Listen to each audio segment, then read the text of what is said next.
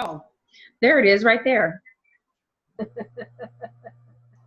Anyway, Okay, I can't see you though. oh, why not? I can see you.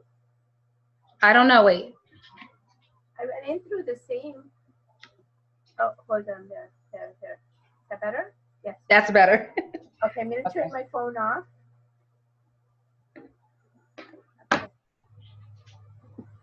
Okay.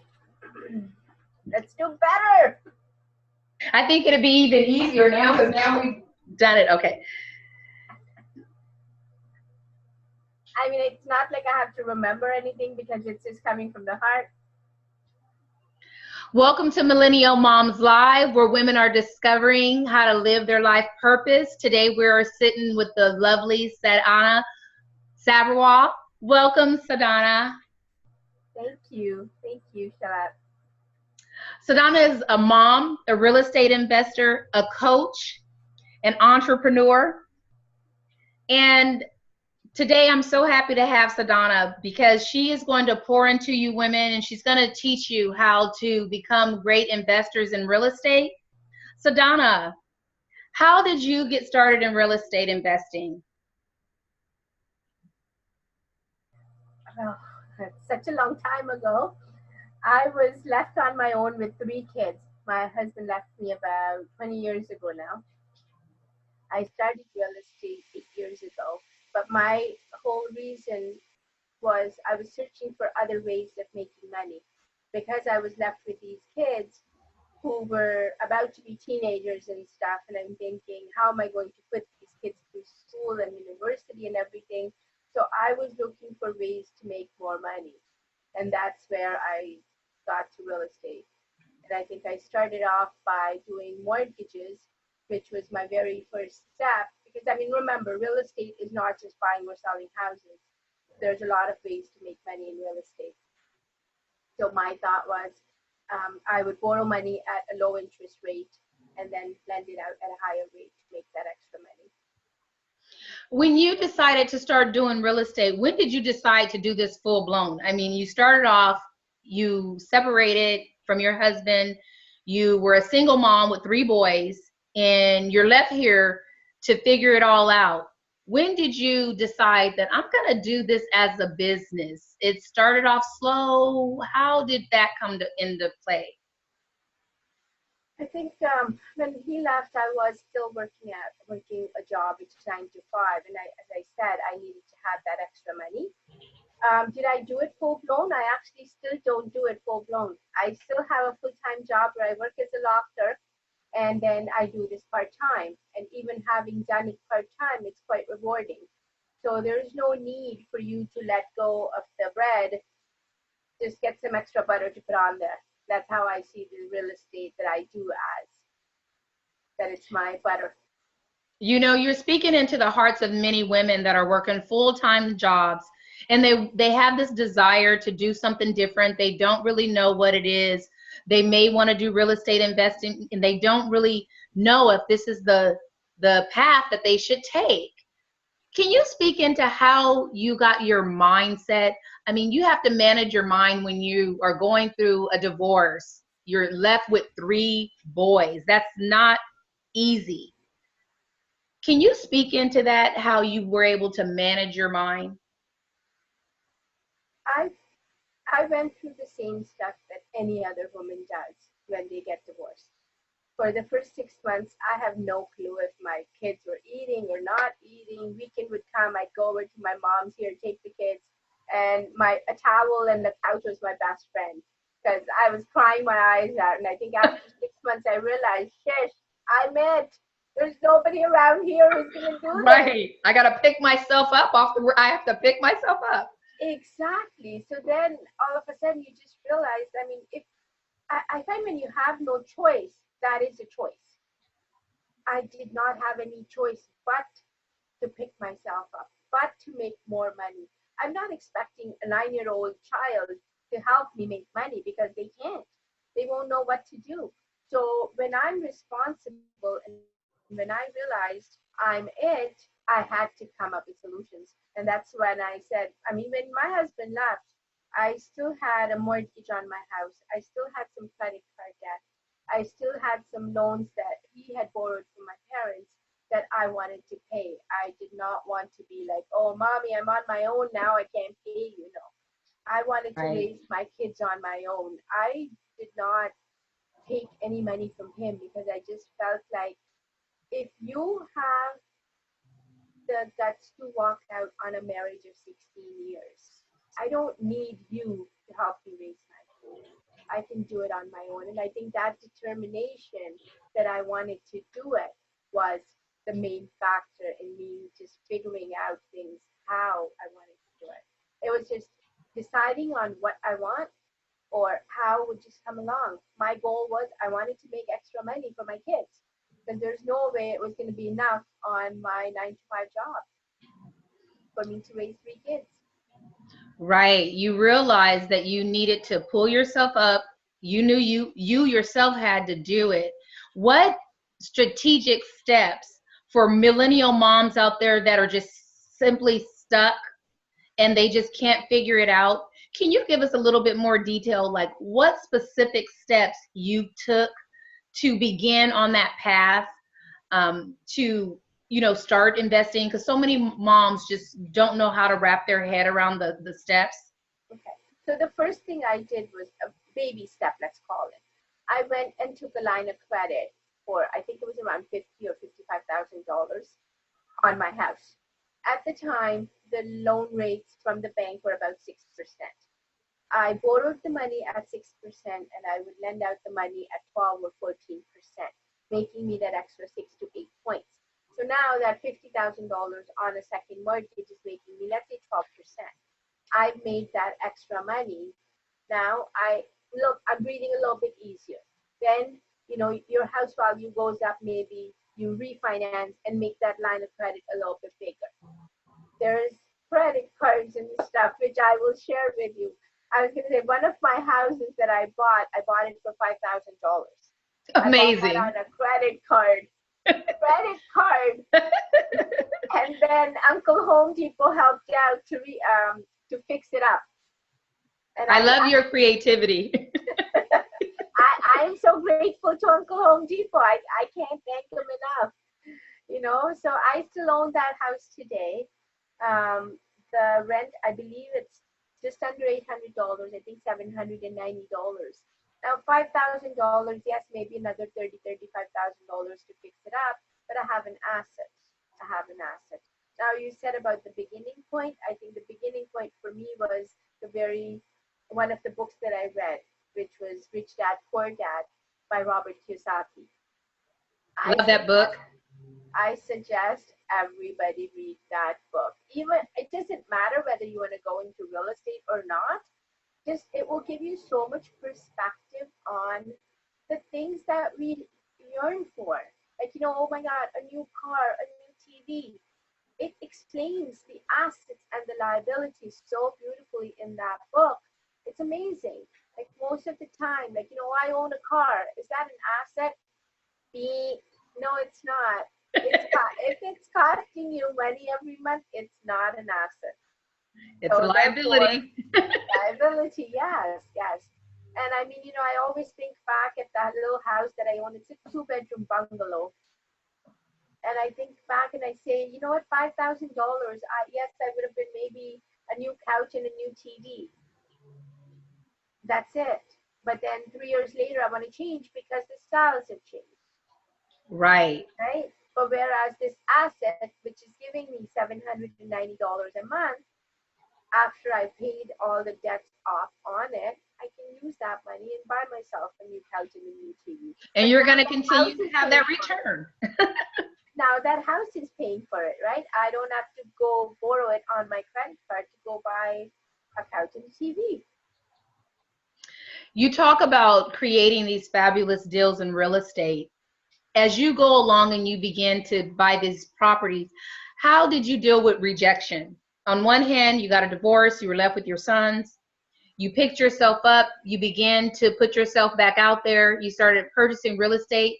You kind of got your head above water at a point. At some point in business, you get rejection.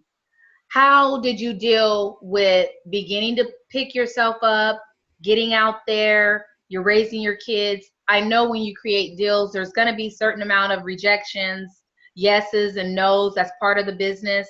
How did you deal with that? Okay, so does every time you ask a boy or a girl out, do they accept your date? Do they accept your offer? No. Think of it as asking the next time or the next time. And I always look at no as next opportunity. You know, it's not no. Maybe it's just not the right deal for them. Maybe they don't understand the numbers. Maybe I don't understand how to explain it. I always go back and kind of dissect it to see what is it that I could have presented differently. Maybe I didn't explain myself properly. Because if the numbers made sense to me, maybe for me, 8% return is a lot. Maybe they're looking for 20% return. I don't know, right? So there's Mhm. always different factors. If someone is saying no, it's just no for that deal. It doesn't mean they're not going to deal with me again.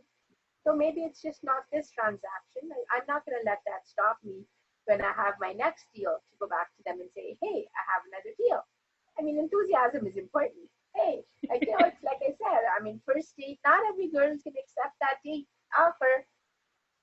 I always think of that as my faith, like a delay is not a denial. A no is not a denial. Like just because someone told me no for this instance doesn't mean that I still can't attain whatever it is I'm going after. And that's important for moms to realize that a no is not a denial, that you can still pursue what it is that you want to do.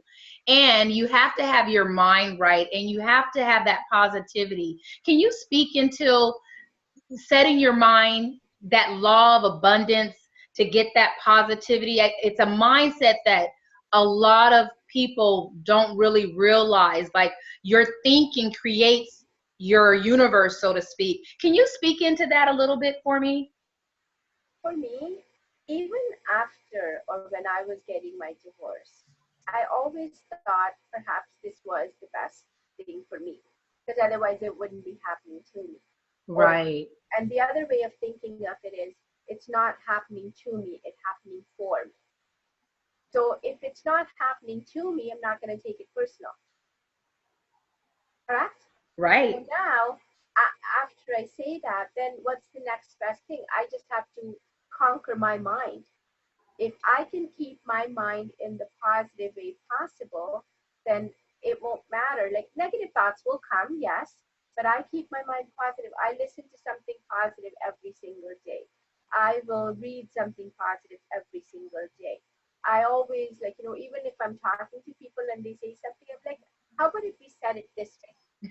Just to put a positive spin on it, because whatever I put out into the universe is what's going to come back to me. So I, for one, do not want to put anything out there that I do not want it to come true. So Right. I choose to be very careful with my words. And if being positive and being in that state of positiveness, which is going to create abundance, why wouldn't I do it?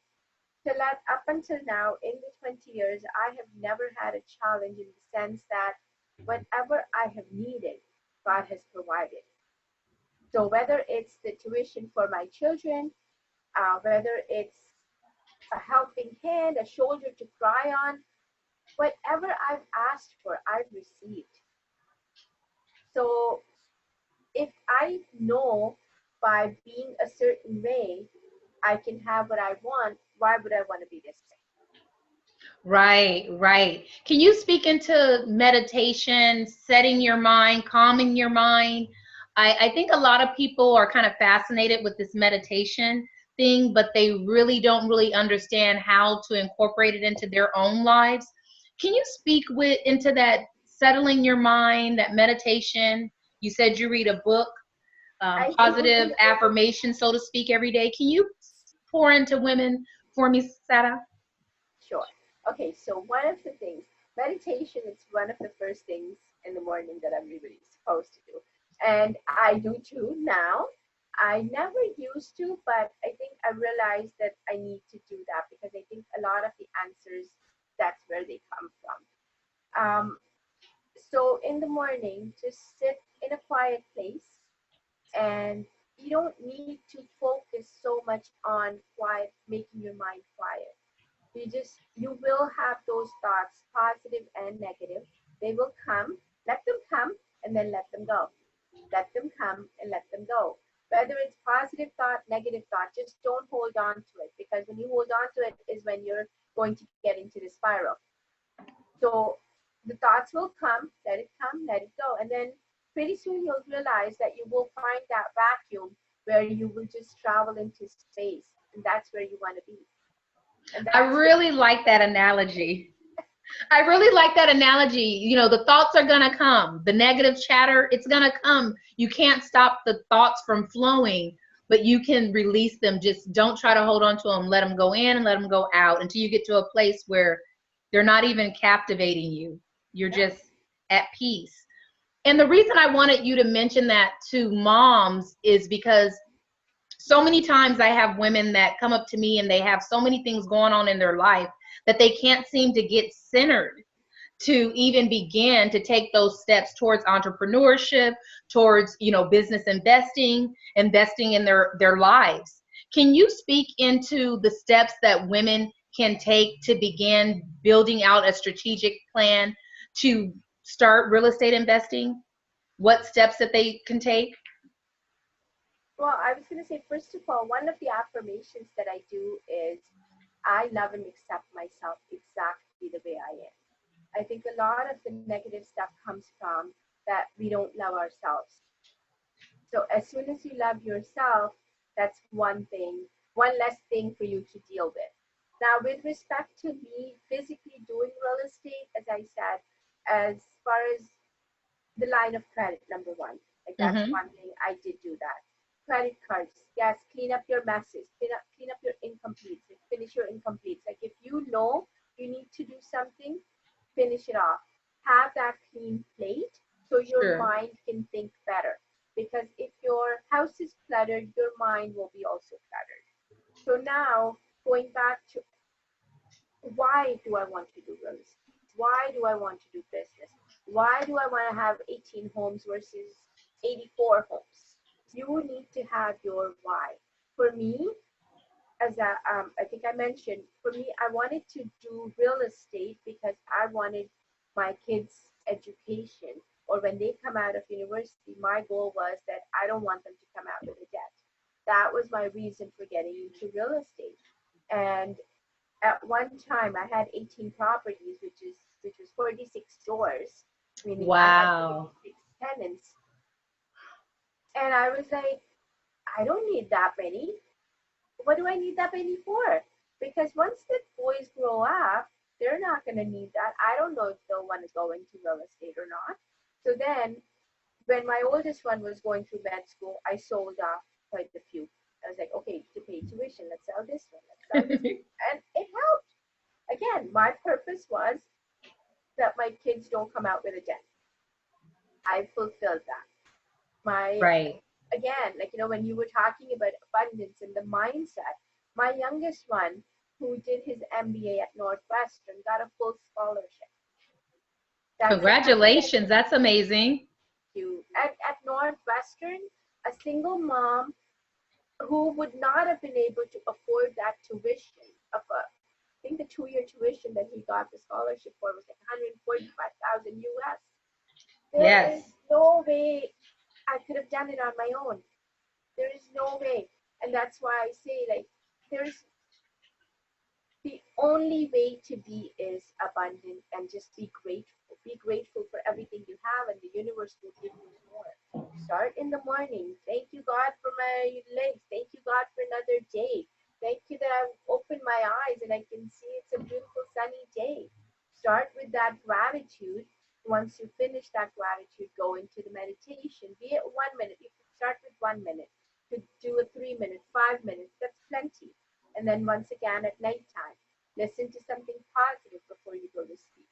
Just feeding your mind with positive thoughts, hanging around with positive people, hanging around with people who you want to be like, who you can learn from. It's all part of mindset. If I choose to stay home and watch TV 2 hours every night, instead of going out to a real estate club meeting. Whose fault is that? Who am I going to blame? Nobody. Right.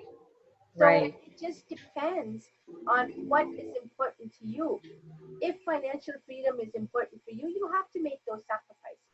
Now, I mean, I'm at a point, like I said, all of my boys are done pretty much. Oldest one did his medicine, youngest one's finished school, the middle one is still in med school. But now I go away every 3 to 4 months on a vacation. Like, I'll choose a spot and I go. That's And that's what amazing. I That's want so now. important. That's so important to take time for yourself when you are trying to build a business. It all goes back to managing your mind. It all goes back to having that routine in place, being disciplined. You said it, networking with people, feeding into your own abundance as well. That all plays a part in you being successful in real estate investing, in your life business. It all plays a role. And you were talking about managing your time. You talk about your boys being older and in school, but as I know as a mom myself, that even though they're in college, they still need you, mom. Oh So can yeah. you Oh tell yeah. our millennial moms how you, over the years, not just now that they're older, because we're speaking into the hearts of many moms with young children as well as children on their way to college. How do you manage your time? I mean, at one point you had 46 properties and then you are working a full-time job. That is not an easy thing to do. Take it from someone who knows. Please tell our listeners out there, our audience, how do you and did you manage your mind and your time? Okay, so we'll split that question in two. One is, how did I manage my home time? I utilized a lot of my neighbors and friends. So if my kids needed to be driven to soccer or baseball, I would say to my neighbor, can you drive them and I'll pick up all the kids together. So they go one way. So now all of a sudden, instead of me having to be home at 6 o'clock, I can be home at 8:30, pick up the kids and come home. So now all of a sudden I've got that 2.5 hour window where I can do the stuff, whatever I need to do, whether it's to go meet with a real estate agent or go look at a property or just be on my computer and doing some stuff, right? That's Right. one way. And then secondly, when I had the 36 stores, because I had a full-time job, I know I'm limited to those 2, 3, 4 hours in the evening, right? So Sure. the properties that were close to me, I was managing myself, but the properties that was further away, I had a property manager. Because the way I started was because I did not have a lot of money and I was looking for ways to buy property without any money because I didn't have any or not much. So I looked at these smaller towns. I bought a duplex for like $52,000. Now I brought in a JV partner, JV meaning joint venture partner. Hmm. She brought in the down payment and a mortgage, like she was able to qualify for a mortgage. I'm the one who found the property and I did all the work necessary to put the deal together. And we still own that property even today, $52,000. And I think the rents are something around $1,400 a month. And our mortgage is almost paid off. That's awesome. That's awesome. Real estate is a long term game. It's not it's not something immediate, but it gives you that freedom. It gives you those time that you want to yourself, depending on what it is that your financial freedom number is. Now, financial freedom number is that, let's say my expenses for the month are $4,000. If my real estate business is bringing in $4,100, I am financially free because my income is more than my expenses. And that's just real estate. I'm not talking about my 9 to 5 work and stuff, right? So Right. all of a sudden, of course, I can afford to take the trip every 3, 4 months, right? Which is what we all deserve. God put us Yes. on this earth to be happy, to be abundant. And one of the examples I always give anybody who speaks negative is, I'm like, you know what? God's job is to keep his people happy. If I speak about negative stuff, God's going to think, oh my God, this child of mine loves talking about negative stuff. She must love that in her life. Let me give her some more to talk about. Right. Now, by the same token, if I'm talking about all the positive stuff, how I want to impact women's lives, how I want to empower other women or children into that financial abundance, all of a sudden, God's going to give me more ideas to do that. God's going to show me Shalette, who's going to come into my inbox and say, I want to interview you. It's just amazing what is out there for us. We need to choose what it is that we want. We could listen to that chitter chatter. I think a lot of women, and I'm speaking from experience from what I've heard, once they go through divorce, they ruin their own life trying to make the other person's life miserable. That's the worst thing you can do. Let's just focus on you. Forget him. He's done. He's gone. It's not going to matter. Let's not worry about why he left. It was his journey. I think that's so important for women to realize, and I'm so really happy that you brought that up, that we need to love ourselves and that God wants us to live a life of abundance, and we need to call it in to what he's saying that we can have. That is so important. I think when you set your mind and you stay positive, things begin to flow. You don't want that flow to stop. And the way to keep it from stopping is to remain positive regardless of what's going on around you. Totally. I And still call my ex on his birthdays. How stupid am I? you're not stupid at all. That's one of the proverbs in the Bible, that we are to treat our enemies with more love. Not saying that your husband is your enemy, but most women that go through divorce consider their exes sometimes that it could be an enemy, but you treat them with kindness and love. Yeah. And that will turn them around. I really, really want women to understand that law of abundance and attraction, because that's what's going to begin to set their world around. Because once they begin to start thinking positive, then they're going to start moving towards that positivity. Then they can start getting themselves in line to pursue their businesses. Now, Sadhana, you created this wonderful business and you have children, and how do you rejuvenate yourself after everything you do? You go to work all day, you're dealing with properties. I know you have some property management, but how do you rejuvenate yourself? I think one of the things is just what puts me in a good mood is listening to positive stuff. And then, as I said, every 3 months, I'm always looking forward to where am I going next. I've already booked my next trip. I just got back from South Africa, and I've already booked Guatemala. So for me, just looking forward to that trip, it's like, oh, I want to do this. Oh, and then I'll create a folder that every time I see an article, oh, it goes into my next trip. It goes into my next trip. So I think and that's very important to me. Even when my kids were little, I used to joke around with them. I was like, you know what, guys, there's 3 of you and 1 of me.